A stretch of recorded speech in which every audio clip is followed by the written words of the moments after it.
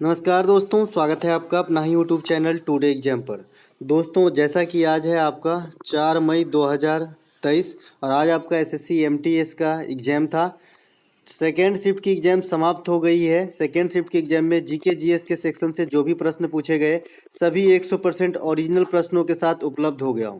दोस्तों, जैसा कि आप जानते हैं, मैं ओरिजिनल प्रश्नों के साथ साथ इंपॉर्टेंट एक्स्ट्रा फैक्ट भी देता हूं जो आने वाले शिफ्ट में आपको हूबहू एग्जाम के अंदर देखने को मिलता है। तो चलिए दोस्तों, शुरू कर लेते हैं आज का ये वीडियो।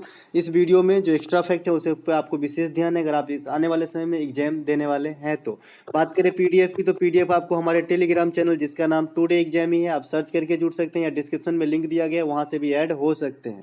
पहला जो हमारा प्रश्न पूछा गया था, संविधान के अनुच्छेद 43 बी का संबंध किससे है। देखिए, मैंने आपको बताया रखा है कि भाई मौलिक अधिकार के जो भी आर्टिकल हैं, साथ ही साथ नीति निर्देशक तत्व के जो भी आर्टिकल हैं, है ना, ये आपको अच्छे से कवर करके जाना है। इसके अलावा कुछ इंपॉर्टेंट आर्टिकल जैसे 280 वित्त आयोग, 112 बजट, 123 राष्ट्रपति का अध्यादेश, है ना, ये सब जो भी इंपॉर्टेंट आर्टिकल है ये जरूर आपको देख के जाना है। तो आइए मौलिक अधिकार वाले को फिर से निपटा देता हूँ, जिनको याद नहीं है अभी अच्छे से सुन लीजिए, याद हो जाएगा।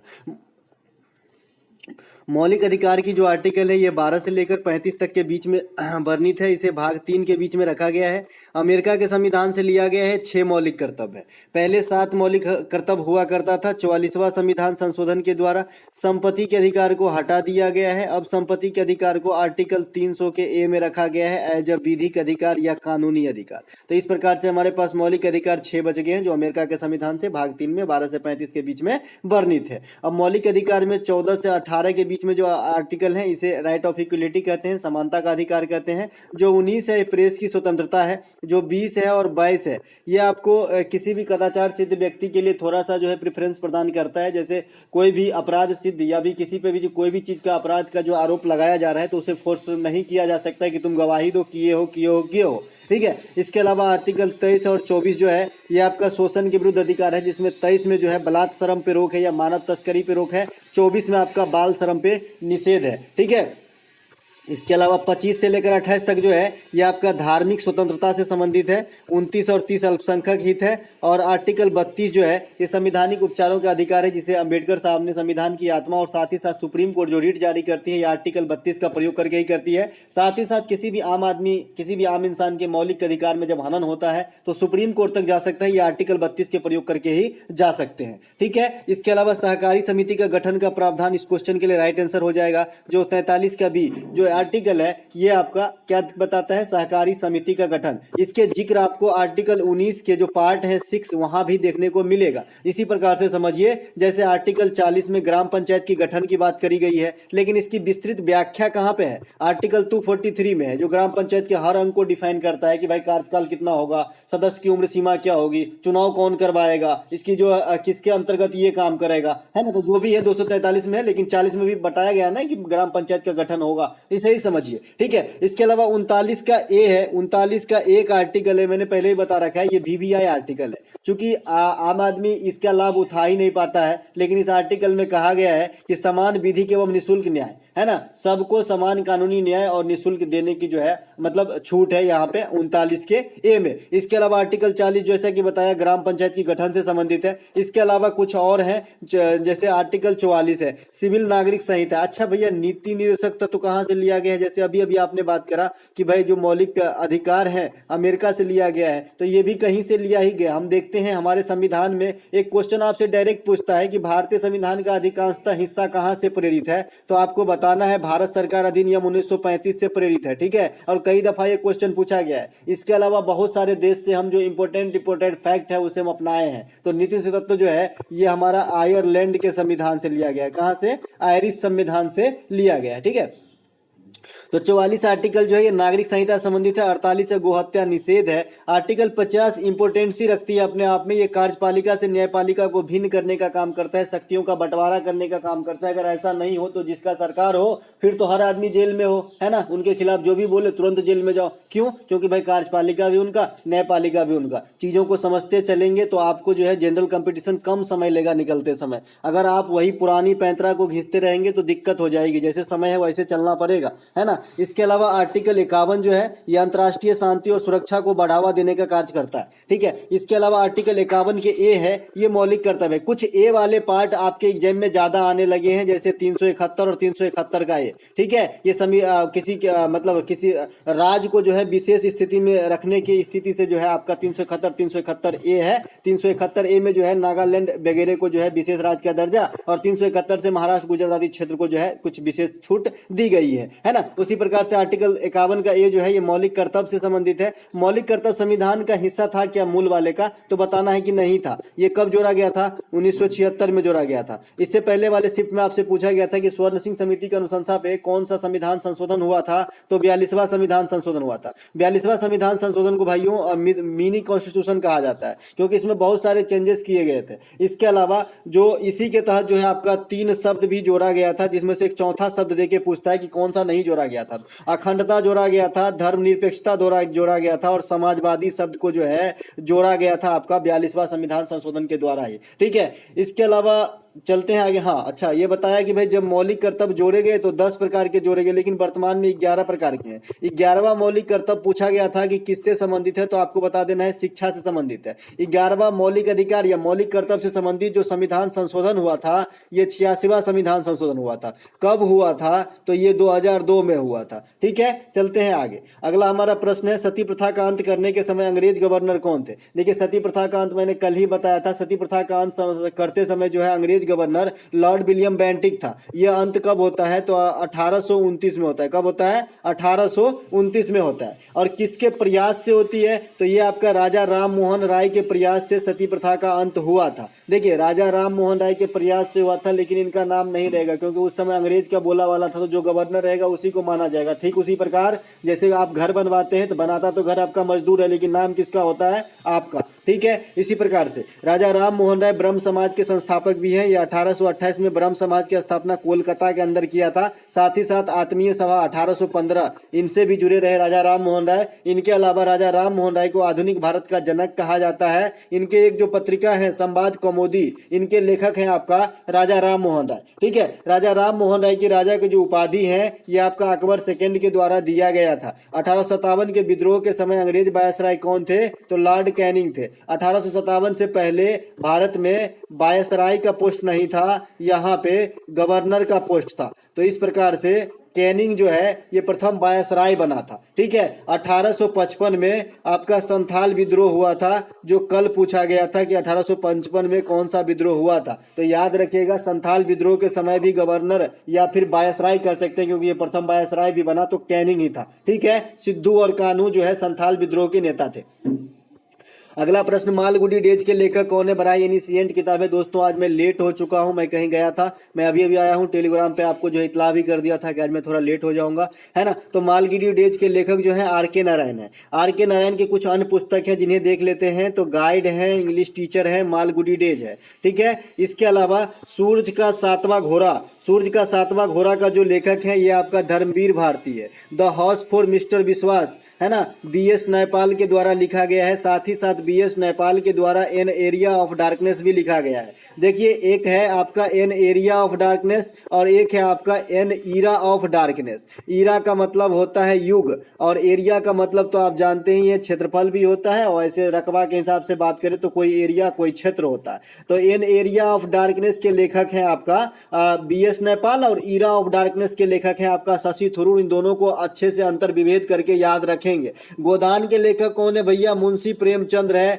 नमक का दरोगा, इसके अलावा आपका जो है बूढ़ी काकी, ये सभी जो है प्रेमचंद्र की कहानी है। इसके अलावा गीतांजलि के लेखक कौन है, रविन्द्रनाथ टैगोर साहब हैं। इनको गुरुदेव भी कहा जाता है। साथ ही साथ सबसे पहले इंडिया ही नहीं एशिया के लिए नोबेल पुरस्कार जीतने वाले प्रथम व्यक्ति साहित्य के क्षेत्र में 1913 में, और इसी पुस्तक के लेखन के लिए गीतांजलि के लिए, ठीक है। इसके अलावा पंचतंत्र के लेखक विष्णु शर्मा है, ये भी पूछा जाता है। पंचतंत्र जो है आपका एक एल्मेनक टाइप का दंत कथा है, ठीक है, तो इसे भी ध्यान रखेंगे। एन एरा ऑफ डार्कनेस बता ही दिया, शशि थरूर की किताब है। इनकी एक और किताब है अंबेडकर ए लाइफ है, पंडित एंड पंडितरी है। अभी ये वर्तमान समय में कांग्रेस पार्टी से बिलोंग करते हैं, आने वाले समय में, है ना, मैं नहीं बता सकता कि किस पार्टी में जाएंगे। अगला प्रश्न जो है कि बोस्टक युद्धाभ्यास निम्नलिखित में से कौन सा देश शामिल नहीं है या फिर कौन से देश में होंगे, इस प्रकार से कुछ प्रश्न आया था। देखिए बोस्टक जो अभ्यास है इस बार का 2022 के अंदर रसिया के अंदर कराया गया था, ठीक है, रसिया के अंदर। इसमें अन्य देशों में भी स्थापित किया जाता है, जैसे चीन में, भारत में, मंगोलिया में,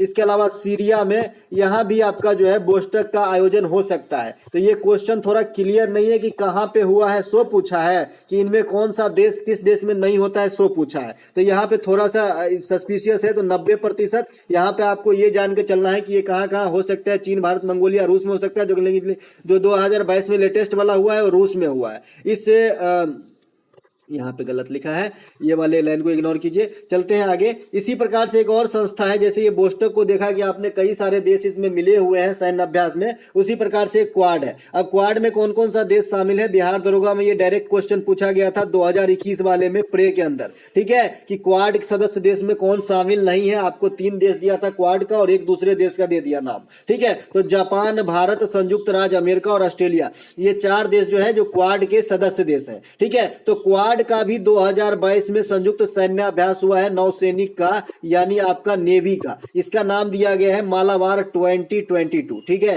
तो इसे भी आपको ध्यान रखेंगे। इसके अलावा अगला प्रश्न, विनेगर या सिरका का रासायनिक नाम आपसे पूछा गया है। तो एसिटिक एसिड होता है, जो मैंने कल ही बताया था कि भाई एसिटिक एसिड जो आप चाइनीज खाने जाते हैं, चाइनीज के स्टॉल पे मंचूरियन वगैरह, तो इसमें एसिटिक एसिड का काफी इस्तेमाल होता है ताकि आपको स्वादिष्ट लगे विनेगर का, ठीक है। विनेगर का खाली यही इस्तेमाल नहीं है, विनेगर का कई सारे इस्तेमाल है। मुरब्बा वगैरह बनाने में भी इसके इस्तेमाल होता है, दवाई बनाने में भी इस्तेमाल होता है ना। तो ये आप जो है, और खाना बनाने में तो होता है ये विनेगर का इस्तेमाल। आप जानते हैं इसे एसिटिक एसिड कहा जाता है रसायन भाषा में, और CH3COOH इसका जो है सूत्र होता है। इसी फॉर्म में आपका C6H6 जरूर आपको याद रखना है, ये बेंजीन का जो है रासायनिक सूत्र है। बेंजीन में अगर आपसे पूछे कितने डबल बॉन्ड होते हैं तो आपको बताना है 3 डबल बॉन्ड होता है। एक घर छोड़ के एक के पास जो है डबल बॉन्ड लगा होता है, जिस प्रकार से आप षटकोण को देखते हैं सेम बेंजीन है। अगर बेंजीन में से आप एक हाइड्रोजन निकाल के उसके जगह पे एक OH जोड़ देंगे तो आपका फिनॉल हो जाता है। जैसे C6H5OH कर देंगे तो ये फिनॉल का सूत्र है। एसिटिक एसिड का सूत्र हो गया CH3COOH, है ना, CH3COOH acetic acid, C6H6 benzene, C6H5OH आपका क्या हो गया, फिनॉल हो गया। तो जो बच्चे साइंस से 12 किए हैं उनको तो ये सब में कोई भी दिक्कत नहीं होना चाहिए। इसके अलावा सभी प्रकार के बैटरियों में कौन सा अम्ल भरा जाता है? तो आप बताएंगे H2SO4 को भरा जाता है, सल्फ्यूरिक अम्ल को भरा जाता है। अब भैया बैटरी मतलब टॉर्च के बैटरी में मत भर देना, जो पेंसिल वाली बैटरी होती है, जो घड़ी वाली ऐसा गोटी टाइप से ना गोली टाइप से बैटरी होता है, उसमें क्या भरेंगे भाई? तो देखिए सबसे पहले बैटरी ही 2 प्रकार के होते हैं बेसिकली, वैसे और भी प्रकार हैं इसके, आजकल लिथियम बैटरी भी आने लगा है, लेकिन 2 प्रकार की बेसिकली बैटरी आपको पढ़ना है। एक तो प्राइमरी सेल जिसे प्राथमिक बैटरी कहते हैं, और एक आपका सेकेंडरी सेल जिसे लेक्लांचे सेल भी कहते हैं। क्या कहते हैं? लेक्लांचे सेल, ठीक है। अब लेक्लांचे सेल का क्या है भाई कि एक बार डिस्चार्ज होने पे आप पुनः इसे यूज कर सकते हैं, जैसे घर के इन्वर्टर, कार की बैटरी, मोटरसाइकिल की बैटरी, टेप बजाने वाली बैटरी, डीजे वाली बजाने वाली बैटरी, ये सभी में जो लगती है क्या है, लेक्लांचे सेल है। प्राथमिक सेल क्या है? यूज एंड थ्रो है, जैसे चाय की कप में चाय पियो फेंक दो, ऐसा वाला पियो फेंको वाला है प्राथमिक, है ना, इसका फिर उपयोग नहीं होता है, चार्ज नहीं होता है। तो जो भी लेक्लांचे सेल है उसमें आपका अम्ल भरा जाता है H2SO4, ठीक है। और आजकल एक भरला जो है, भरला बैटरी काफी चलता है, मतलब है ना, भरला बैटरी, लेड एसिड सेल बोलते हैं इसे, तो ये भी ध्यान रखिएगा। इसके अलावा सल्फ्यूरिक अम्ल को रसायन का राजा कहा जाता है। इसी रसायन को राजा कहा जाता है किसको? H2SO4 को। अगर आपके मन में अम्लराज आ रहा है क्योंकि उसमें राज शब्द लगा हुआ है, तो ऐसा नहीं कि वो राजा है ना। अम्लराज जो है एक्वारेजिया कहते हैं इसे अंग्रेजी में, एक्वारेजिया कहते हैं आपका किसको? अम्लराज को अंग्रेजी में। आपसे पूछा जाता है कि सोना किस में घुल जाती है, तो बता देना भैया अम्लराज में घुल जाती है, एक्वारेजिया में घुल जाती है। सोना की परमाणु क्रमांक भी कभी कभी पूछा जाता है, तो AU इसका सूत्र होता है और 79 इसका परमाणु क्रमांक होता है। ठीक है, सोना के बारे में और भी आपको जानना है। ये प्रकृति में हमेशा मुक्त अवस्था में पाया जाता है। अब मुक्त अवस्था में जो बच्चे नहीं समझते हैं क्या होता है मुक्त अवस्था, संयुक्त अवस्था,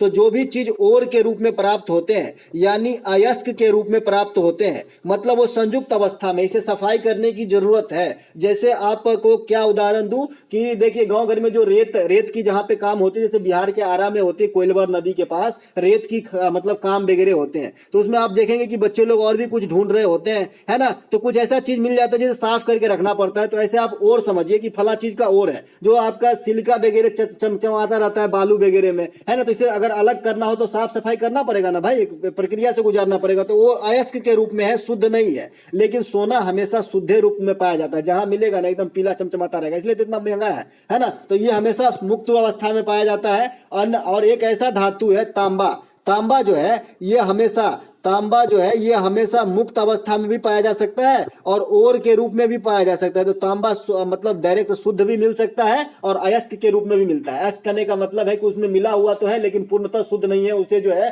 प्रक्रिया करके शुद्ध किया जाता है। ठीक है, आपसे पूछा जाता है ना कि बॉक्साइट किसका अयस्क है, तो बता देना है भाई बॉक्साइट जो है अल्युमिनियम का अयस्क है। इसके बाद हेमाटाइट पूछा जाता है कि हेमाटाइट किसका अयस्क है, तो बता देना भाई फेरस का है, लोहा का है। अर्जेंटाइट किसका अयस्क है, तो अर्जेंटाइट जो है अर्जेंटम से स्पष्ट नाम है, ये चांदी का है ना। तो इस प्रकार से, तो यहाँ पे मैं सल्फ्यूरिक अम्लराज की बात कर रहा था, तो अम्लराज में जो है HCl और HNO3 का कॉम्बिनेशन रहता है, HNO3। ठीक है, HNO3 ये होता है नाइट्रिक अम्ल कहते हैं इसे हाइड्रोक्लोरिक अम्ल कहते हैं। दोनों की जो है मिलाकर क्या बनाते हैं, अम्लराज बनाते हैं, जिसमें आपका गोल्ड घुल जाता है। अगला प्रश्न पूछा गया था कि पद्मा सुब्रमण्यम को पद्म विभूषण से कब सम्मानित किया गया। देखिए परसों बताया था, यहाँ पे लिखा हुआ है 2003 में किया गया था। अब पद्मा सुब्रमण्यम किससे संबंधित है, तो पद्मा सुब्रमण्यम जो है भरतनाट्यम से संबंधित है। भरतनाट्यम कहाँ से संबंधित है, भरतनाट्यम तमिलनाडु से संबंधित है। पद्मश्री भी मिला है पद्मा सुब्रमण्यम को 1989 में। तो जो भी कलाकार हैं उनसे क्वेश्चन आपको अवार्ड के रिलेशन में पूछा जा रहा है, तो आप घर पे रहते हुए मेहनत कर ले अगर टाइम है तो। ठीक है, भरतनाट्यम के अन्य कलाकार यामिनी कृष्णमूर्ति, टी बाला सरस्वती, रुक्मिणी देवी अरुंडेल, सोनल मानसिंह। अब देखिए यहाँ पे यामिनी कृष्णमूर्ति जो है ये भरतनाट्यम के साथ साथ कुचिपुड़ी भी कर लेती है, जो आपका कहाँ का है, आंध्र प्रदेश का। ठीक है, इसके अलावा जो सोनल मानसिंह है ये आपका भरतनाट्यम के साथ साथ ओडिसी भी कर लेती है। जो ओडिसी कहाँ का भैया, तो नाम से स्पष्ट है उड़ीसा का है। भरतनाट्यम जो है ये कहाँ से प्रेरित है, तो ये आपका भरत मुनि के जो नाट्य शास्त्र नामक पुस्तक है वहां से प्रेरित है, तो इसे भी ध्यान रखें। इसके अलावा निम्नलिखित में से इलेक्ट्रिसिटी का प्रवाह नहीं होता है, किससे नहीं होता है। एग्जामिनर सीधे सीधे आपसे जो कुचालक है, जो बैड कंडक्टर है, यही पूछ रहा है। ठीक है, तो ऐसा 4 गो ऑप्शन में से एगो ऑप्शन ऐसा होगा जो बैड कंडक्टर होगा। इस बैड कंडक्टर में आपका हवा भी हो सकता है, हवा भी बैड कंडक्टर है। अगर हवा गुड कंडक्टर होता तो आज एको को घर दुनिया में नहीं होता, सब बिजली से जल गया होता, है ना। तो हवा क्या है, बैड कंडक्टर है। रबर क्या होता है, बैड कंडक्टर होता है। इसीलिए रबर से हमारे जो भी इंसुलेटेड औजार होते हैं, जो भी आपका औजार होता है जो इलेक्ट्रिक का काम करने के लिए इस्तेमाल किया जाता है, उसके ऊपर इंसुलेशन चढ़ाया गया रहता है रबर का, है ना। ये बात ध्यान रखेंगे। जो दस्ताना देखते होंगे आप बिजली मैकेनिक वगैरह जो पोल पे चढ़ के काम करता है, कैसा दस्ताना बना रहता है, रबर का एकदम मजबूत वाला। ठीक है, तो रबर भी बैड कंडक्टर है, हवा भी बैड कंडक्टर है, सूखी लकड़ी बैड कंडक्टर है, शुद्ध जल भी बैड कंडक्टर हो सकता है, लेकिन शुद्ध जल मिलना मुश्किल है। जैसे ही वर्षा का जल पृथ्वी पे गिर जाता है, कुछ ना कुछ उसमें मिल जाता है, जल अशुद्ध हो जाता है। जब तक वो लटक रहा है तब तक शुद्ध जल हो सकता है, वो भी अम्लीय वर्षा का अंश ना हो तो। अब अम्लीय वर्षा वाला बात आ गया है, तो आपसे क्वेश्चन पूछा जाता है कि अम्लीय वर्षा क्यों होती है, भाई क्या क्या मिला रहता है उसमें। तो आपको बता देना है SO2 और NO2 का जो है कारण जो है अम्लीय वर्षा होता है, इसमें सल्फर की मिलावट पाई जाती है। अम्लीय वर्षा कहने का मतलब है कि वर्षा के जल का pH मान जो है डाउन हो जाता है, जो बिल्डिंग वगैरह, पेड़ पौधे वगैरह और यहाँ तक कि मिट्टी और जनजीवन को जो है क्षति पहुंचाने का काम करता है अम्लीय वर्षा। ठीक है, अम्लीय वर्षा जो है इसके कारण आपका ताजमहल की कलर भी लेस हुआ है, ऐसे भी सुनने में आया था, है ना।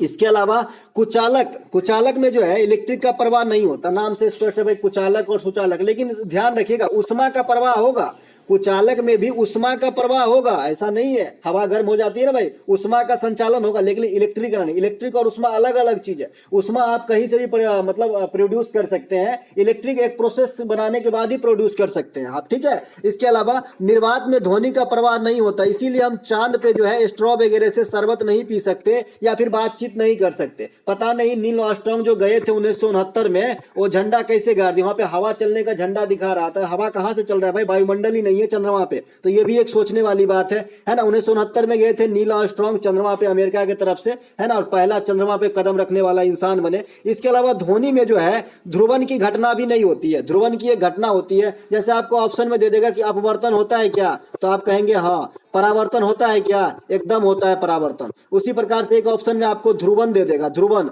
और आपसे कहेगा कि ये होता है क्या ध्वनि में, तो आपको बताना ये कतई नहीं होता है, ठीक है। तो ये मैं इंपोर्टेंट सब क्वेश्चन सब आपको करा रहा हूं, करते रहिए, ठीक है। इसके अलावा प्रकाश की सर्वाधिक चाल कहाँ होती है भैया, निर्वात के अंदर। निर्वात मतलब जहां पे वायु वगैरह न हो, है ना। और प्रथम जनरेशन का जो कंप्यूटर था ना दोस्त, उसमें निर्वात का इस्तेमाल किया गया था, वैक्यूम ट्यूब का इस्तेमाल किया गया था। सेकेंड जनरेशन में आपका ट्रांजिस्टर का, और तीसरे जनरेशन में आईसी चिप का, और चौथे जनरेशन में मैक्रो प्रोसेसर का, और पांचवें जनरेशन में आर्टिफिशियल इंटेलिजेंस का प्रयोग किया गया है। तो यहाँ पे एक निर्वात शब्द से आपको मैं पांचों पैठे के कंप्यूटर में क्या क्या इस्तेमाल किया गया है बता दिया। तो यही हमारी एक पढ़ाने की एक अलग वे है। आपको भी शायद पसंद आता होगा, पसंद आ रहा है तो लाइक कर दीजिए, अपने दोस्तों वगैरह को भी इन्वाइट करके शेयर कर दीजिए, ठीक है। तो दोस्तों यहाँ पे मैंने क्या बता रहा था कि प्रकाश की चाल निर्वात में सबसे अधिक होती है, तो कितनी होती है, 3 × 10⁸ मीटर प्रति सेकेंड होती है, ठीक है। इसके अलावा ध्वनि की चाल जो है सर्वाधिक बढ़ते घटते क्रम में है, तो सबसे अधिक ठोस में होता है, सॉलिड में होता है, सॉलिड से थोड़ा सा कम आपका लिक्विड में होता है,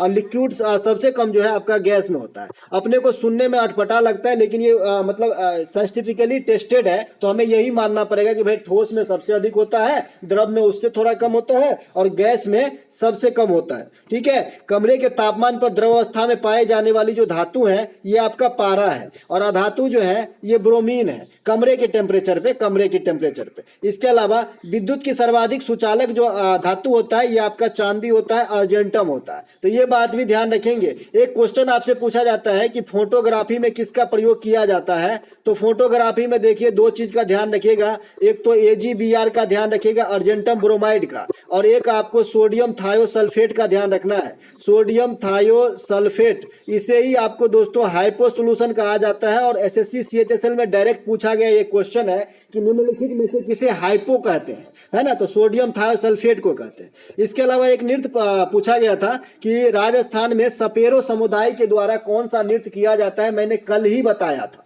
ये है आपका कलबेलिया नृत्य। कलबेलिया नृत्य जो है ये राजस्थान में सपेरो समुदाय के द्वारा जो है किया जाता है, कलबेलिया नृत्य, ठीक है।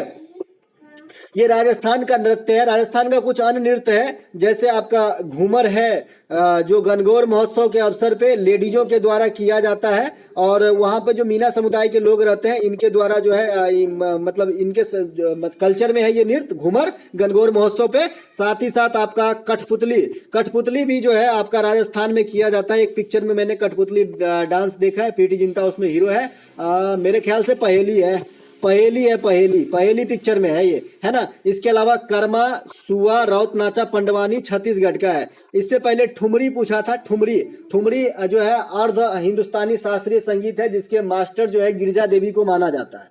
युद्ध या फिर एक मुखौटा डांस होता है जो आपका अरुणाचल प्रदेश में किया जाता है। एक बच्चे बता रहे हैं कि मोपीन त्योहार भी पूछा गया था, मोपीन त्योहार। देखिए मोपीन त्योहार, सालुंग त्योहार, मोपीन त्योहार, सालुंग त्योहार, मुखौटा नृत्य या फिर युद्ध नृत्य, ये तीनों आपको मैं अरुणाचल प्रदेश में कल ही बताया था। तो अगर पूछा गया होगा तो अरुणाचल प्रदेश लगा लेना। साथ ही साथ अरुणाचल प्रदेश में आप लोसार भी लगा लेना। आप लोसार में सोच रहे होंगे कि लद्दाख, एकदम सही सोच रहे हैं, हाँ हिमाचल प्रदेश में भी होता है, और इसी के साथ साथ अरुणाचल प्रदेश में भी होता है लोसार। लोसार तीनों जगह होता है, लेकिन इसका एक बड़का भाई है लोसांग।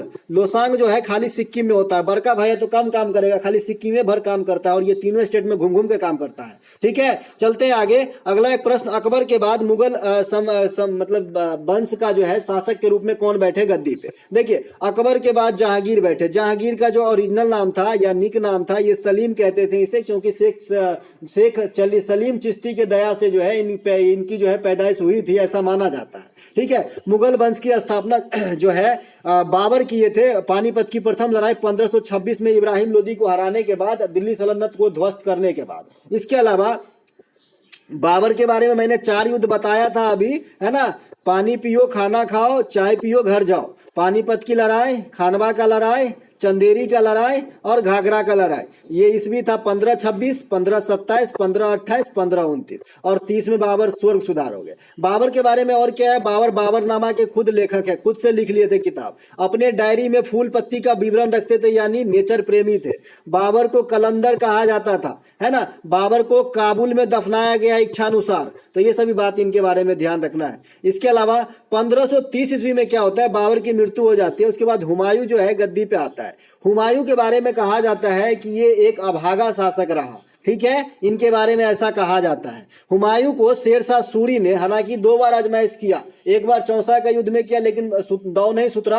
तो फिर 1540 में आपके बिलग्राम के युद्ध में इन्हें हराकर जो है सूरवंश की स्थापना कर लिए और इस समय जो है सूरवंश का शासन रहा इसी मुगल वंश के बीच में। फिर 1556 में अकबर और हेमू के बीच में पानीपत की सेकेंड लड़ाई होती है, जिसमें अकबर की विजय हो जाती है और मात्र 13 वर्ष की उम्र में अकबर जो है गद्दी पे बैठते हैं। ये भी पूछा जाता है कि ये राज्याभिषेक अकबर ने कहाँ करवाया था, तो कन्नौर में करवाया था। अकबर की मृत्यु जो है 1605 ईस्वी में होती है और तब जो है आपका जहांगीर बैठ जाता है। 1605 से 1627 तक आपका जहांगीर जो है सत्ता में रहते हैं। देखिए 1605 से एक क्वेश्चन आपसे पूछा जाता है कि अंग्रेज जब ईस्ट इंडिया कंपनी की स्थापना किए तो किससे परमिशन लिए, या मुगल बादशाह कौन थे, तो अकबर थे, क्योंकि 1600 ईस्वी में आपको जो है ईस्ट इंडिया कंपनी की स्थापना हुई थी। लेकिन ये आपसे पूछा जाता है कि जब अंग्रेज ने प्रथम फैक्ट्री खोला तो किससे परमिशन लिया था, तो 1608 में जहांगीर से परमिशन लेके जो है प्रथम फैक्ट्री गुजरात के सूरत में खोले थे। इसीलिए तो इसके दरबार में अंग्रेज का आया था ना,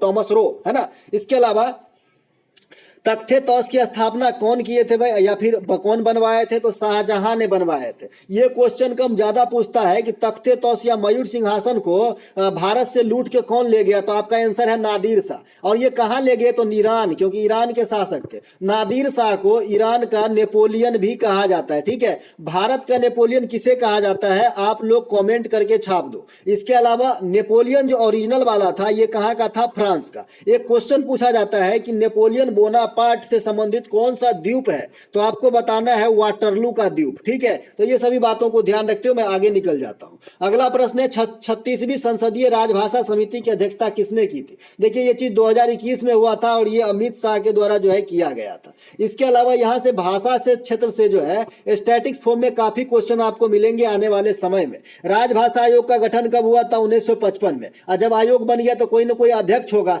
तो इस पे जो अध्यक्ष बने थे ये बीजी खरे बने थे। कौन बने थे, बीजी खरे राजभाषा आयोग के अध्यक्ष बने थे। अच्छा, भाषाई आधार पर बनने वाला प्रथम राज्य कौन सा है, आंध्र प्रदेश। और इस आंध्र प्रदेश का टुकड़ा कब हुआ, 2014 में। कौन सा राज्य बना, तेलंगाना। ठीक है, इसके अलावा अगर आपसे कोई पूछे कि वर्तमान में सबसे लेटेस्ट हाई कोर्ट किसका है, तो आंध्र प्रदेश का। अगर आपसे कोई पूछे कि किस राज्य की उच्च न्यायालय में यह गरिमा प्राप्त है कि प्रथम महिला चीफ जस्टिस बनी, तो आपको बता देना है आंध्र प्रदेश के, हिमाचल प्रदेश में, माफ कीजिएगा, वो हिमाचल प्रदेश में है। लीला सेठ की प्रथम जो है आपका महिला चीफ जस्टिस बनी थी। प्रदेश को देखते हुए फिसल गए थे हम, हो जाता है भाई, है ना। इसके अलावा राज्य पुनर्गठन आयोग के अध्यक्ष कौन थे, तो फजल अली। इसके अलावा राष्ट्रीय भाषा संस्थान के मुख्यालय कहाँ पे है, मैसूर कर्नाटक के अंदर है। इसके अलावा बैडमिंटन के लिए पहला ओलंपिक में जो है कोई पदक जीतने वाला खिलाड़ी कौन है, तो ये साइना नेहवाल है, जो बैडमिंटन में पदक जीत करके लाई थी ओलंपिक से। ओलंपिक में व्यक्तिगत रूप से प्रथम गोल्ड जीतने वाला जो मतलब खिलाड़ी है ये अभिनव बिंद्रा है। ये 2008 में चाइना के अंदर बीजिंग ओलंपिक में 10 मीटर राइफल शूटिंग के अंदर गोल्ड अपने नाम किया था और इस प्रकार से कीर्तिमान रचा कि भारत के लिए गोल्ड जीतने वाला व्यक्तिगत रूप से पहला बंदा बना। इसके बाद ओलंपिक में प्रथम कोई भी पदक जीतने वाली महिला जो है ये कर्णव मल्लेश्वरी है, और कर्णव मल्लेश्वरी जो जुड़ी हुई है वेट लिफ्टिंग से जुड़ी हुई है, ये वेट लिफ्टर है, भारोत्तोलक है। ठीक है, तो इस प्रकार से अगर आपसे कोई पूछे कि भाई व्यक्तिगत रूप से सेकेंड गोल्ड जीतने वाला पर्सन कौन है, तो भाई नीरज चोपड़ा है। जो लेटेस्ट वाला ओलंपिक हुआ था 2020 वाला 2021 के अंदर टोक्यो ओलंपिक में, वहां पे भाला फेंक में एकमात्र गोल्ड भारत को मिला था, और व्यक्तिगत रूप से दूसरा स्वर्ण पदक जीतने वाला नीरज चोपड़ा बन गए हैं। अब तक एक शूटिंग में और एक आपका भाला फेंक में ही व्यक्तिगत रूप से गोल्ड आया है, अन्य सभी 8 गोल्ड जो है भारत को हॉकी में ही प्राप्त हुआ है, हॉकी में। तो इस प्रकार से 10 गोल्ड हो जाएगा भारत को टोटल, 8 प्लस 1 अभिनव बिंद्रा और 1 नीरज चोपड़ा, तो 10 गोल्ड हो जाएंगे। ठीक है, ओलंपिक की शुरुआत 1896 में हुई थी एथेंस से। एथेंस का है ग्रीक में। इसके अलावा भारत कब से ओलंपिक में भाग ले रहा है दोस्त, तो 1900 के ओलंपिक से। और ये कहाँ पे हुआ था, तो पेरिस। पेरिस कहाँ है, फ्रांस में। पेरिस किस नदी के किनारे है, सीन में। एफिल टावर कहाँ है भाई, एफिल टावर भी पेरिस में है। यूनेस्को का मुख्यालय कहाँ है, पेरिस का है। यहाँ तो बाल बाल पे क्वेश्चन है भाई, खाली बस सांस लेते रहो और पढ़ते रहो, है ना। 2024 में जो ग्रीष्मकालीन ओलंपिक होगा ये आपका पेरिस के अंदर होगा, और ज्ञान कभी भी खराबी नहीं करता है। अगर मान लीजिए कि मैं 500 क्वेश्चन पढ़ाता हूँ, अब 500 तो एग्जाम में आएंगे नहीं, इसमें से 5 हुबहू आए और जो हुबहू नहीं आए उसकी जो आपको एक्स्ट्रा मतलब ऑप्शन छांटने के तरीके होगा, आपको नॉलेज ही देगा ना। वहां जादू थोड़ी होगा, सपने थोड़ी गिरेंगे, नॉलेज रहेगा तब तो ऑप्शन छांटोगे ना कि ये तो नहीं होगा, ये तो फला चीज होता है ना। तो पढ़ते रहो, है ना। बहुत ही बेरोजगारी की समय चल रही है, और आने वाले समय और भी विषम होंगे, क्योंकि आप जानते हैं कि हर साल कितने ज्यादा पास आउट होकर बाहर निकलते हैं, और सब इसी मेला में आना है ना। तो इसीलिए गिर वन्य जीव अभयारण्य निम्नलिखित में से किस जानवर के संरक्षण के लिए जाना जाता है, तो शेर के लिए। या फिर इसे ऐसा पूछा गया था कि गिर शेर संरक्षण केंद्र कहाँ है, तो बताना है गुजरात के अंदर है। देखिए गुजरात के अंदर एक और नेशनल पार्क है, बंसदा नेशनल पार्क। थोड़ा सा मैं एक बात और समझाना चाहूंगा यहाँ पे कि नेशनल पार्क, वन्य जीव अभयारण्य और टाइगर रिजर्व, इन थोड़े में तीनों में थोड़ा सा फर्क होता है ना। ये कैसे फर्क होता है कि देखिए, है तो वैसे सभी के सभी वन्य जीव अभयारण्य ही है, लेकिन एक थोड़ा सा अगला स्टैंडर्ड का सर्टिफिकेट मिल गया तो नेशनल पार्क हो जाता है, और शेर के नाम पे सर्टिफिकेट मिल जाता है तो टाइगर रिजर्व हो जाता है ना। तो इसमें थोड़ा सा आपको ध्यान रखना होगा। तो देश में सबसे अधिक नेशनल पार्क की बात करें तो ये आपका मध्य प्रदेश में, यहाँ पे 11 नेशनल पार्क है। ठीक है, लेकिन अगर देश में सबसे अधिक वन्य जीव अभयारण्य की बात करें तो ये आपका अंडमान निकोबार द्वीप समूह में है ना। ये बात आपको ध्यान रखना है। इसके अलावा मध्य प्रदेश के कुछ नेशनल पार्क जैसे संजय नेशनल पार्क और Kanha national park. Sanjay national park से एक बात आपको ध्यान रखना है कि संजय गांधी नेशनल पार्क अगर आपसे पूछे, संजय के साथ ये भी लगा दो, तो आपका ये चीज हो जाता है महाराष्ट्र के अंदर। ये महाराष्ट्र के अंदर है संजय गांधी नेशनल पार्क, तडोवा में। लेकिन जो संजय नेशनल पार्क है ये एमपी में है। और एक आपका पेंच जो है टाइगर रिजर्व है, पेंच, तो पेंच आपका एमपी में भी आ जाता है और महाराष्ट्र में भी आ जाता है। ठीक है, तो इसे भी ध्यान रखेंगे। जो देश की सबसे छोटा टाइगर रिजर्व भी है ना, साथ ही साथ ये भी ले लीजिए, है ना। अब देखिए देश में क्षेत्रफल के हिसाब से सबसे बड़ा national park Hemis national park है जो लद्दाख के साइड में, और सबसे छोटा national park south Button national park है जो अंडमान निकोबार में। अंडमान निकोबार में बैरन द्वीप भी है, इसे भी ध्यान रखेंगे। देश में सबसे अधिक वन्य जीव अभयारण्य क्या है, अंडमान बता दिए। देश में जो है सबसे बड़ा tiger reserve Nagarjuna tiger reserve जो श्रीशैलम आंध्र प्रदेश के अंदर है। प्रोजेक्ट टाइगर की शुरुआत 1973 में हुई थी और प्रोजेक्ट एलिफेंट की शुरुआत 1992 में हुई थी। 93 लिखा गया है, 92 कर लीजिएगा, हम कर दिए हैं, ध्यान रखेंगे। अब एक क्वेश्चन पूछा गया था कि बिना उपग्रह वाला दुगो ग्रह कौन सा है, तो इससे पहले जो पूछा था कि क्या पूछा था भाई, इससे पहले क्या पूछा था, शुक्र ग्रह के बारे में कुछ पूछा था, है ना। शुक्र ग्रह के बारे में कुछ पूछा था। तो हाँ, पृथ्वी की बहन किसे कहा जाता है, पूछा गया था कि पृथ्वी का बहन किसे कहते हैं, तो शुक्र था। वहीं पे मैंने एक्सप्लेनेशन दिया था। तो बुध और शुक्र भी जो है आपका बिना उपग्रह वाला ग्रह है। और ये जो सीट देख रहे हैं वो पिछले क्वेश्चन का ही पेपर कटिंग है जो मैं पहले वाले वीडियो में समझा चुका हूँ, फर्स्ट शिफ्ट वाले में। तो टाइम किल नहीं करूंगा, मिलेंगे एक नए वीडियो में। अच्छा लगा हो तो लाइक कर लेंगे और अपने दोस्तों में भी शेयर करेंगे, है ना। चलिए दोस्तों, जय हिंद।